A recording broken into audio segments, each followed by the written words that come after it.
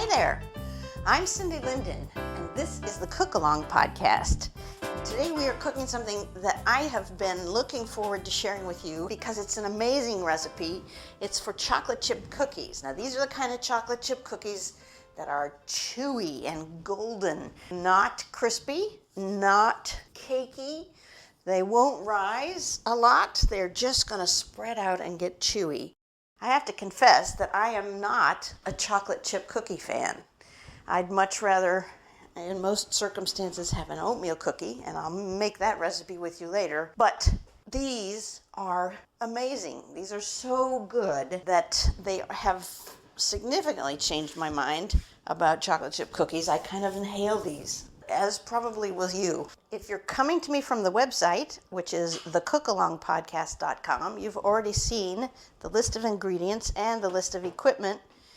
If you are coming to me from somewhere else, I would like to suggest that you check out the website, and there you can find out what you need ahead of time and not be caught by surprise when the podcast starts. These are very easy to make. They don't need a lot of equipment or fuss. I think you're going to agree with me that if you like chewy chocolate chip cookies, this is the last recipe you're ever going to need to look for.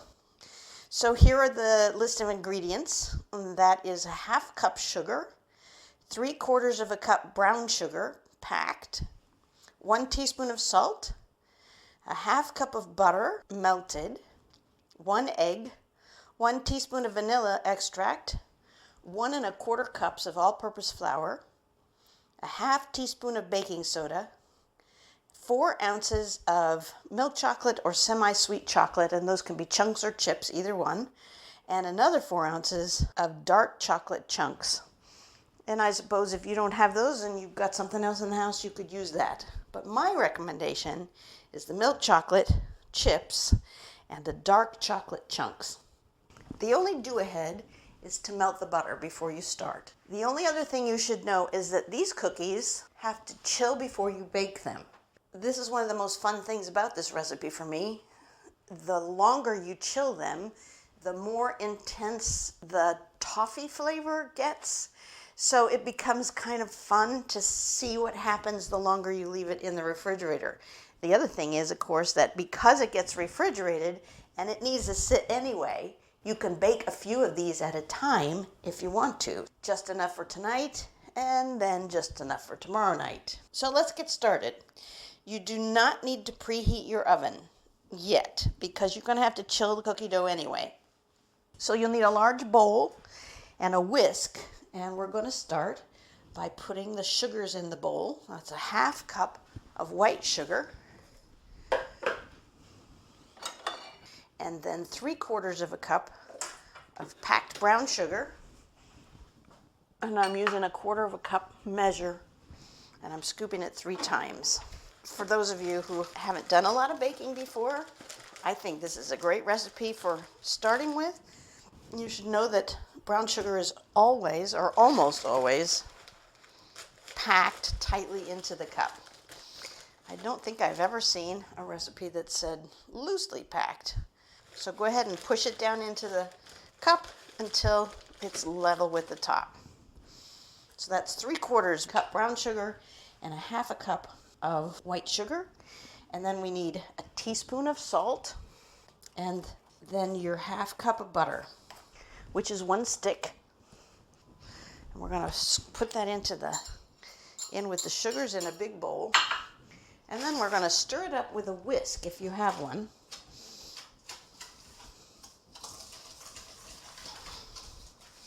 Until it's sort of a paste and there's no discernible lumps anymore. You can't tell that the white sugar and the brown sugar are different, and it's not lumpy. Now that's a little hard to tell, or at least I've decided it's a little hard to tell, because it doesn't really get unlumpy, but it gets less lumpy. It sort of all comes together eventually, and there's no separation of ingredients. And if you'd had any lumps, for instance, in your brown sugar when you first put it in, you have to keep stirring it until those are gone. But it doesn't take very long.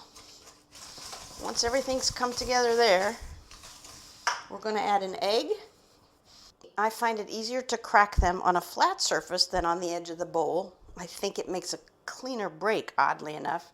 And if you're fairly new to cracking eggs, or if you have an anxiety about it, crack it into a small bowl rather than right into the mixing bowl, because that way, if any shell comes off, you have a chance to fish it out of there before it goes into the cookie dough.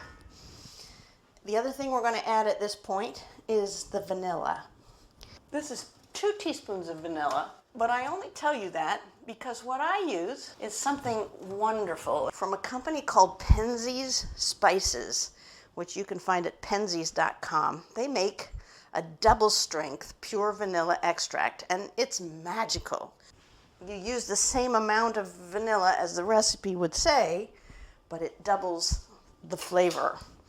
I'm going to suggest that if you don't have that you go ahead and try putting in 2 teaspoons of the vanilla, or at the very least, 1.5 teaspoons, because it intensifies the flavor and it's kind of lovely in there.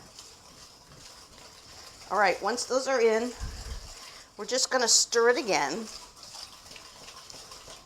just sort of hand beating it until light ribbons fall off the whisk. Now, what does that mean? That means it's not clumps. That means it's not streams. That means that it's beautiful to look at. It's like a chocolate waterfall, only it's not chocolate, obviously. And it just sort of streams off the whisk in this lovely ribbon-like form. It doesn't look like a liquid exactly. It doesn't look like a solid exactly. And at this point, once you're getting that effect, you're done with your whisk. And we're going to swap it out for a spatula or a spoon, cleaning off as much of the good stuff from the whisk before we throw it in the sink, because this is the good stuff, you know? Butter, brown sugar, vanilla, oh my goodness, the things that make cookies great. The next step might seem daunting. We're going to sift in some flour and baking soda. Now you may ask, why does it need to be sifted, or do I really need to sift it?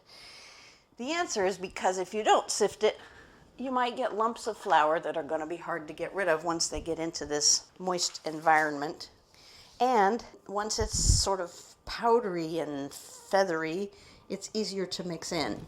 However, you do not have to have a flour sifter in order to do this. And in fact, it's actually easier to not use a sifter.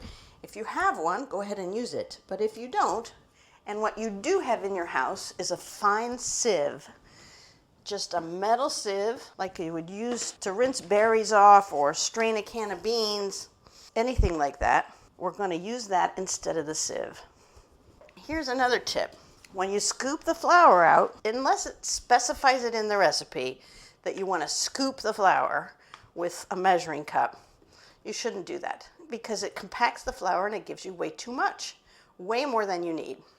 So instead, spoon the flour into the cup, scrape it off with the handle of the spoon, and then put it into the sieve and just tap the sieve a little bit. Just shake it, tap it.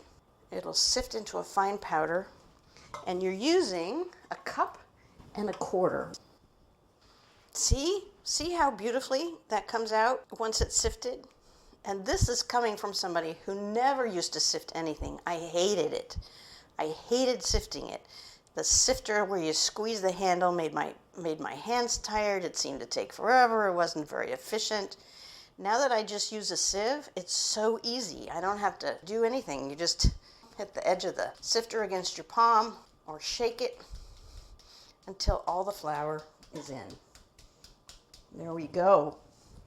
The next thing is the baking soda, and for that we need 1/2 teaspoon.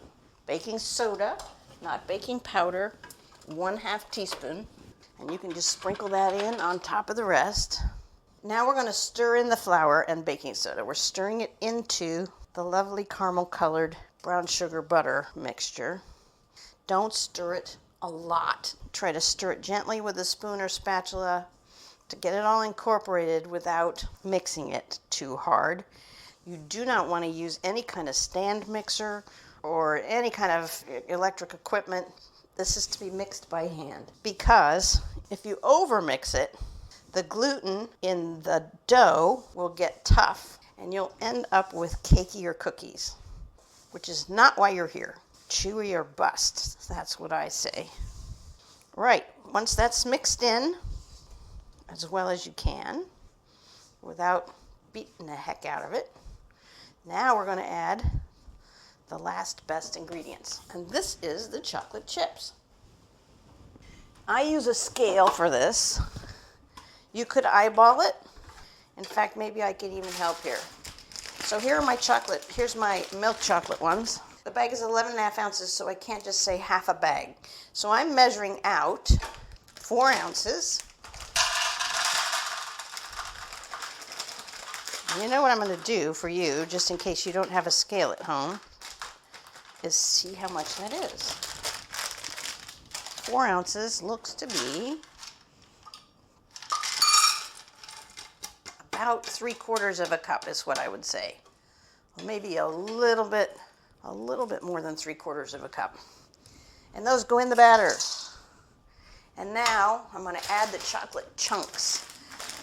And what I have is 62% cocoa dark chocolate chunks. They're just little squares. And you could use chips, but the chunks are a little bigger, I think, and kind of fun in contrast. 4 ounces of those. And they go in as well. And then we're going to fold those in. Folding means you don't really just stir them. You don't get very vigorous. You do this gently. Stir it into your dough. Kind of pick up a bunch from the bottom and then fold it over. Don't be surprised if your chocolate chips and chunks do not stay in the dough but fall back out. Part of that is because the dough is kind of stiff, and part of that is because this is a lot of chocolate for this amount of dough. This is a good thing, so don't worry about it. Any that are resistant, completely resistant to being incorporated into this dough, we can pick up and stick in with our fingers when we put it on a cookie sheet. Your dough now needs to go into the refrigerator. If you're leaving it overnight, I would cover it with plastic so that it doesn't get dried out. If you're going to leave it for half an hour, you're probably fine without covering it. Keep in mind that the longer you chill it, the more intense the flavor is going to be and the deeper the color is going to be. If you can stand to wait until tomorrow for your cookies, you'll have better cookies. I'm not going to do that. However, I am going to put them away in the refrigerator for probably 4 or 5 hours, and maybe I'll only cook enough for tonight and save the rest for tomorrow. About a half an hour, at least a half an hour before you intend to cook, you're going to want to turn your oven on to 350. So you can turn off the podcast now for a little bit. Come back to me whenever you are ready to move forward with baking these cookies.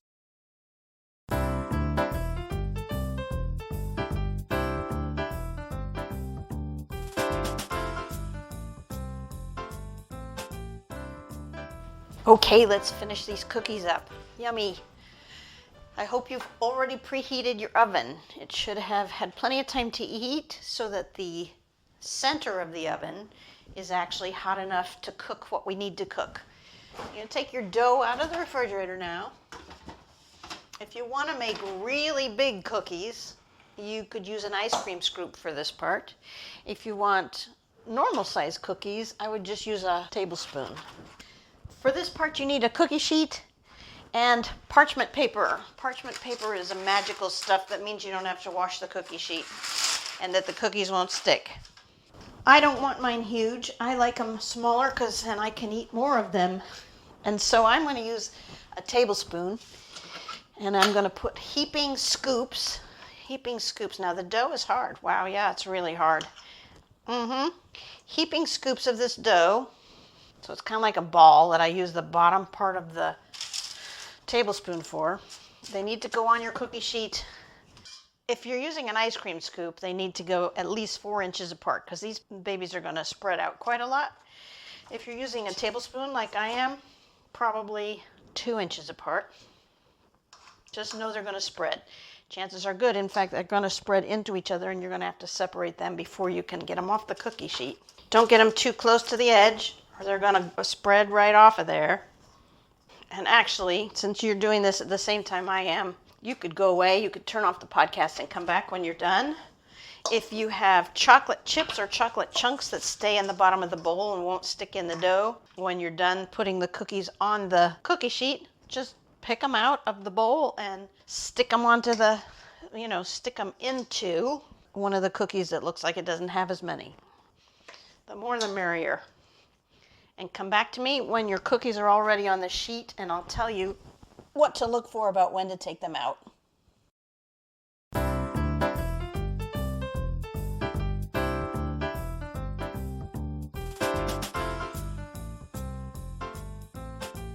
All right, there are two hard parts of this recipe, and this is the first one.